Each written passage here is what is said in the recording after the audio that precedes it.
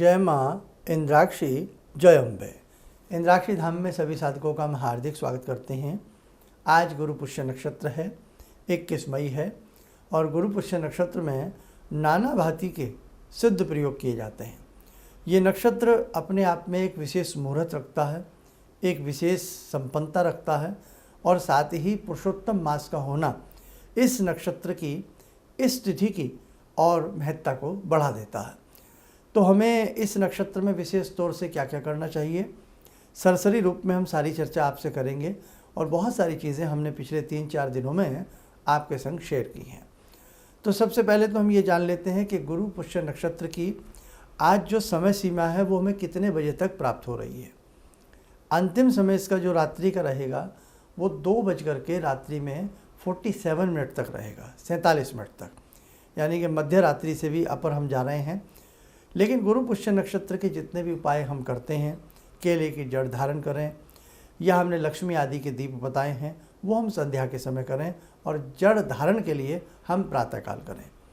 अब देखो, सबसे पहले तो गुरु पुष्य नक्षत्र में केले की जड़ धारण करना अति उत्तम बताया गया है। अब क्यों बताया गया है? क्योंकि बृहस्पति जो देव हैं ये विद्या के स्वामी हैं। विद्या अनेकों प्रकार की होती हैं, विद्याएं अनंत हैं। आपका ज्ञान, आपका हर प्रकार की विद्या आपको प्राप्त हो। आप विद्यार्थी होकर भी बहुत विद्यार्थी महसूस नहीं होते हैं और कई बार हम पूरी शिक्षा ले लेते हैं, पूरी डिग्रियां हम हासिल कर लेते हैं, उसके बाद भी 4 व्यक्तियों में वो रुबाब, वो रुतबा हमारा बन नहीं पाता है। इसलिए आपके बोलने का तरीका, आपके बात करने का तरीका, आपके किसी चीज़ को बताने का तरीका, याद करने का तरीका, आपकी मेमो, बहुत सारी चीज़ों के ऊपर विद्यापति का अधिकार होता है। इसलिए केले की जड़ धारण करना शुभ माना गया है। जहाँ संतान रत्न की प्राप्ति ना होती हो, विवाह में विलंब होता हो, अनेकों प्रकार के इस प्रकार के कार्यों में विघ्न आ रहा हो, मंगल कार्यों में, तो भी ये केले की जड़ बहुत अच्छी होती है। अब इसको धारण कैसे किया जाता है? आज के ही इस नक्षत्र में इसको धारण किया जाता है। एक दिन पहले यानी कि कल, आज 21 है, कल हमने 20 में बताया था कि 20 तारीख को जाकर के केले के जो जहाँ पेड़ हो उसको निमंत्रण देना होता है, फिर उस जड़ को लाना होता है और उसको धारण करना होता है। हाँ, एक समय ज़रूर आप उसको बचा के चलें, केले की जड़ हो या कोई विशेष उपाय आज का आप कर रहे हो, दान पुण्य में कोई दिक्कत नहीं है, लेकिन ख़ास तौर से केले की जड़ जब धारण करें, राहु काल से आप बचा लें। अब आज के राहु काल का क्या समय है वो भी आप नोट कर लें। आज के राहु काल का समय है दोपहर के 3 बजे तक, 1.5 घंटे के आसपास का ये समय होता है। फिर सुन लें, दोपहर में 1:30 से लेकर के 3 o'clock तक हमें ये राहु कालम से बचना है, राहु काल से बचना है। इस समय हम केले की जड़ धारण ना करें, इससे पहले कर लें। एक हमने गौ माता के लिए 108 पेड़ियों का दान बताया था, बहुत ही उत्तम है, तो ये भी आप ज़रूर करिएगा। ये किसी भी समय में कर सकते हैं, अंधेरा होने से पहले। एक हमने भगवती लक्ष्मी के निमित्त दीप बताए थे, 8 बत्तियों का दीपक हमने बताया था कि अष्ट लक्ष्मी हमसे प्रसन्न होती हैं। 8 बत्तियों का दीप संध्या के समय जो भगवती महालक्ष्मी को अर्पण करता, वास्तव में उसके घर के अंदर अष्ट लक्ष्मियाँ निवास करती हैं। अब 8 लक्ष्मियाँ कौन कौन सी हैं? अब जैसे कि ये एक लक्ष्मी तो आपको मोटे रूप में धन ही नज़र आता है सबको कि भाई पैसे हैं, धन है, दौलत है, यही लक्ष्मी है। लेकिन ये शरीर कितना बड़ा धन है, आप मानते हैं ना? शरीर स्वस्थ है तो शरीर महाधन से भी बड़ा धन होता। और आपने सुना भी होगा, जब ये शरीर समाप्त हो जाता है, आखिरी श्वास भी समाप्त हो जाती है, तो क्या लिखा जाता है कि उस व्यक्ति का निधन हो गया। यानी कि शरीर इतना बड़ा धन है कि व्यक्ति बैंकरप्ट हो जाए, दिवालिया हो जाए, पैसे का नुकसान हो जाए, बातें अलग हैं, लेकिन जिस दिन ये शरीर रूपी खजाना व्यक्ति का नष्ट हो जाता है, उसके नाम में जुड़ जाता है, उस व्यक्ति का निधन हो गया। यानी कि अब उसके पास शरीर रूपी जो धन था वो भी उससे वंचित हो गया। तो बेटा, शरीर रूपी, स्वास्थ्य रूपी हमें लक्ष्मी भी चाहिए, हमें विद्या रूपी लक्ष्मी भी चाहिए। इसीलिए लक्ष्मी माता का जो 8 बातियों का दीप है, आज संध्या के समय आप अर्पण कर लेना। अब नए साधक कह रहे होंगे कि साहब हमें पूरी बात तो पता नहीं लग रही, न केले की जड़ पता लग रही, न 8 बाती का दीप पता लग रहा, न गौ माता को 108 पेड़ियाँ गुड़ की खिलानी है। तो इसके लिए आप क्या करें, मैं आपसे, क्योंकि इस कार्यक्रम में बताऊंगा, ये कार्यक्रम बहुत बड़ा हो जाएगा, लेंथी हो जाएगा। आप क्या करें, आप हमारा जो 1-2 दिन पहले सारे हमने कार्यक्रम दिए हैं, सिर्फ 3 दिन के लगातार के पुराने कार्यक्रम देख लीजिएगा, उसमें आपको सारी जानकारी मिल जाएगी आज हमें क्या क्या करना है। ठीक है, गुरु पुष्य नक्षत्र का विशेषांक हमने बनाया था, उसे आप देख लीजिएगा, उसमें भी आपको सारी जानकारी पता लग जाएगी। और कल का जो सुबह का कार्यक्रम था उसमें हमने भगवती महालक्ष्मी के 8 बत्ती के दीपक का प्रयोग बताया था, वो आप देख लीजिएगा। और परसों का गौ माता का बताया था। सारे कार्यक्रम देखने के बाद आपको सारी जानकारी मालूम हो जाएगी। अब आगे बढ़ते हैं। राहु की हमने आपसे बात कर ली कि उस समय हम केले की जड़ धारण नहीं करेंगे, क्योंकि गुरु का राहु के संग बैठना वैसे भी गुरु चांडाल दोष की उत्पत्ति करता है। अब बहुत लोगों का सवाल है कि हमने बताया था जो केले की जड़ लेना है वो लेना है जहाँ जिस वृक्ष के ऊपर फल लगे हों, फल वाला वृक्ष लेना है। 99.99 यही प्रयास करना है।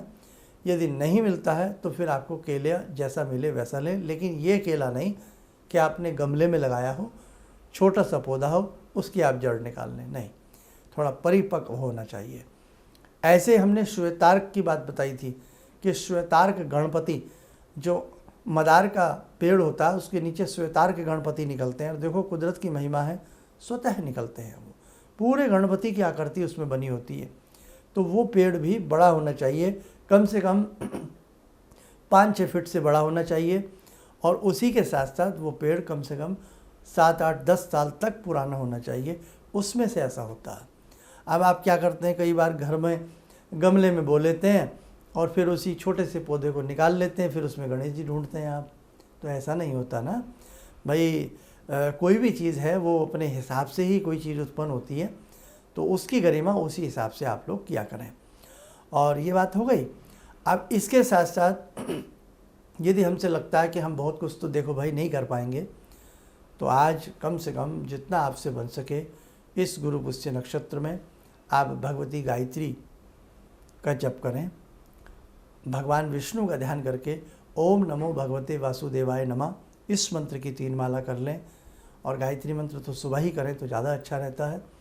संध्या के समय सूर्य छिपने के 1 घंटे बाद तक गायत्री मंत्र बताया गया है परम पूज्य गुरुदेव के द्वारा, तब तक हम कर सकते हैं, अदरवाइज उसके बाद न करें।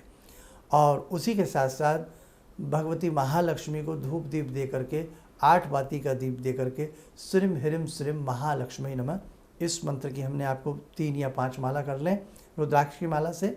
और उसी के साथ साथ ऐं ह्रीम क्लीम चामुंडाई विच्चे जो मंत्र है, इस मंत्र की 3 माला कर लें। बस आप देखो, फिर धीरे धीरे करें। बाकी इतना मैं ज़रूर कहूँगा कि आप हमारे विगत पिछले 3 दिनों वाले कार्यक्रम देख लें, उसमें आपको विस्तार से सारी जानकारी पता लग जाएगी। बेटर देन नथिंग, जितना भी आपसे हो उतना आप करने का प्रयास करें। एक उपाय भी यदि आप कर लेते हैं बताया गया, तो आपको बहुत अच्छा लाभ मिलेगा। और आज गुरु पुष्य नक्षत्र के दिन पक्षियों को दाना देना, चींटियों को दाना देना, 7 तरह का अनाज देना, गौ माता की सेवा करना, और आसपास कहीं मंदिर हो, तालाब हो, बागीची हो, कुएं हो, पीपल के वृक्ष हों, केले के वृक्ष हों, आंवले के वृक्ष हों, बरगद के वृक्ष हों, शमी के वृक्ष हों, उनके नीचे जाकर के आज की संध्या में दीपदान करना अति उत्तम बताया गया है। पुरुषोत्तम मास में जैसे कार्तिक मास में दीपदान का महत्व होता है, वैसे ही पुरुषोत्तम मास में भी दीपदान का महत्व होता है। तो आपसे आज कहीं भी शुभ सिद्ध क्षेत्र हों, मंदिर के प्रांगण आदि हों, जहाँ जहाँ जाकर के आप दीपदान करेंगे, दीप जलाएंगे, बड़ा ही शुभ आपको उसका आशीष प्राप्त होगा। दूसरी बात, बहुत लोग पूछते हैं देसी घी का, हाँ देसी घी का दीप जलाना चाहिए। अगर देसी घी नहीं है तो मीठा तेल, जिसको हम तिल का तेल कहते हैं, और तिल के तेल का दीप जलाएं। आटे के दीप बना सकते हैं छोटे छोटे, मिट्टी के दीप की छोटी छोटी दियालियाँ ले सकते हैं, उनमें आप तेल या घी भर करके आप जा कर के, आज एक तरह से दीपोत्सव ही हो जाता।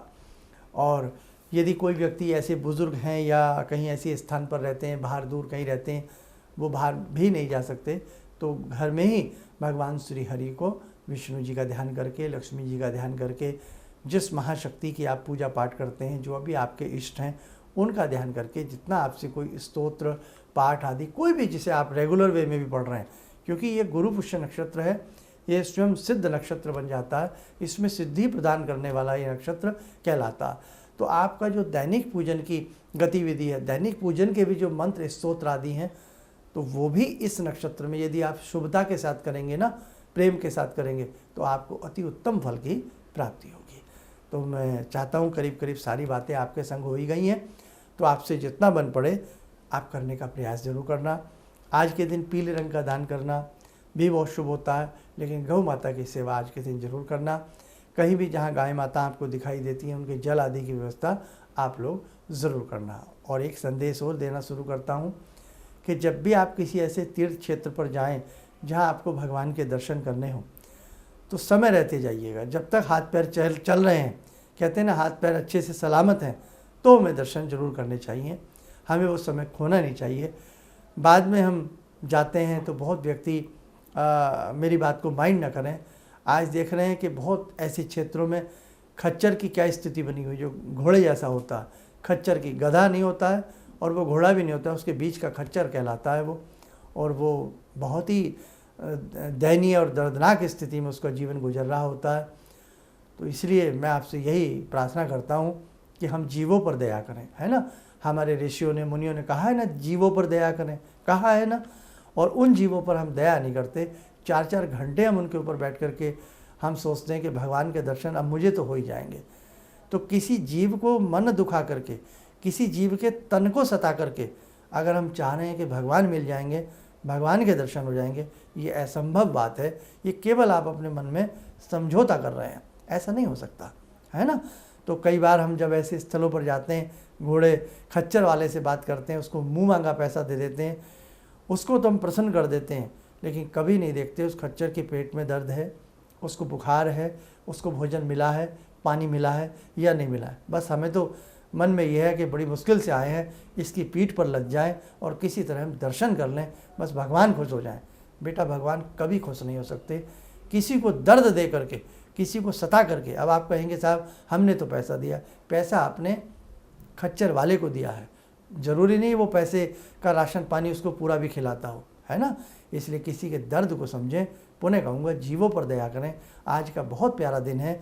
ऐसे दिनों में ऐसा संकल्प लेना चाहिए कि जब जब हम तीर्थ क्षेत्रों पर जाएंगे, हम कभी भी किसी ऐसे पशु के ऊपर सवारी करके भगवान के दर्शन नहीं करेंगे। हम पैरों से चल के जाएंगे, हम मेहनत करके जाएंगे, हम पसीना बहा करके जाएंगे, हम शिव शिव बोलते हुए जाएंगे, है ना। तब दर्शन करिएगा, आनंद आ जाएगा। चलिए, समय हो चला आज की ध्यान साधना का। जुड़ते हैं आज की ध्यान साधना में भगवान श्री विष्णु से।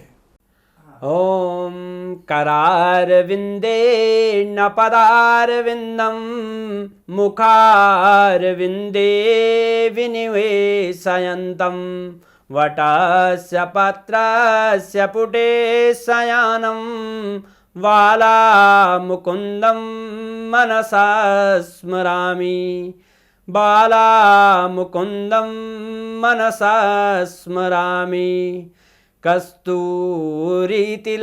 ललाटपटले वक्षस्थले कौस्तुभं नासाग्रे वरमौक्तिकं करतले वेणुकरे कङ्कणं सर्वाङ्गे हरिचन्दनं सुललितं कंठे च मुक्तावले गोपास्ति परिवेष्टितो विजयते गोपालचूडामणि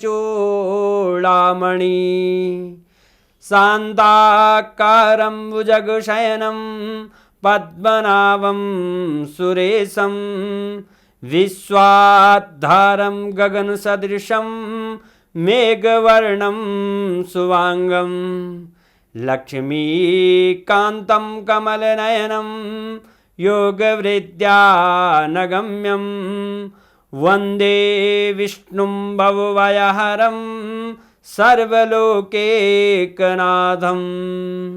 कवच बना लें, ध्यान करें, श्री हरि का शुभ आशीष हम सबके ऊपर बरस रहा है।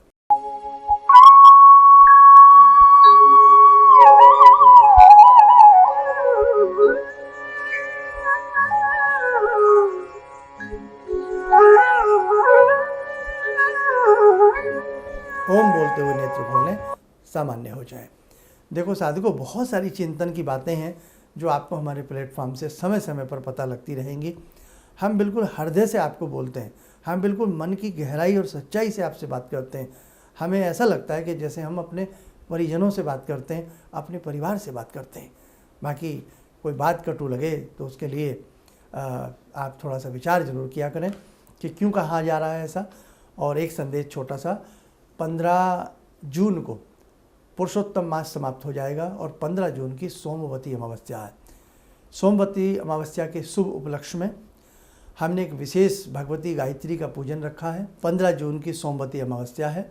ये अपने आप में एक विशेष तिथि है, शुभ तिथि है। इसलिए इस विशेष पूजन में, भगवती महागायत्री के विशेष पूजन में आप लोग ज़रूर आएँ। इस पूजन का उद्देश्य यही है, आपके कष्ट दूर हों, जन्म जन्मांतर के जो भी प्रारब्ध के दोष हों वो आपके दूर हों, और भगवती गायत्री की साधना कभी निष्फल नहीं जाती।